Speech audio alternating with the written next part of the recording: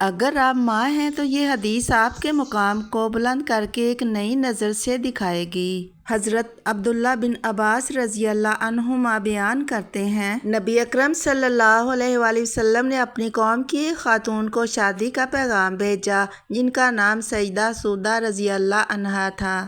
وہ خاتون بیوہ تھیں، ان کے 5 یا شاید 6 بچے تھے، ان کے شوہر کا انتقال ہو گیا تھا۔ نبی اکرم صلی اللہ علیہ وسلم نے اس خاتون سے کہا، تم میرے ساتھ نکاح کیوں نہیں کرتی ہو؟ انہوں نے کہا، اللہ کی قسم یا رسول اللہ صلی اللہ علیہ وآلہ وسلم، آپ کے ساتھ نکاح کرنے میں یہ چیز رکاوٹ نہیں ہے کہ آپ میرے نزدیک مخلوق میں سب سے زیادہ محبوب ہیں، بلکہ میں اس چیز سے بچنا چاہ رہی ہوں کہ بچے صبح شام آپ کے سرہانے موجود ہوں گے اور چیخ و پکار کریں گے۔ نبی اکرم صلی اللہ علیہ وآلہ وسلم نے ارشاد فرمایا، کیا اس کے علاوہ کوئی اور چیز رکاوٹ ہے؟ انہوں نے کہا، نہیں جی نہیں، اللہ کی قسم۔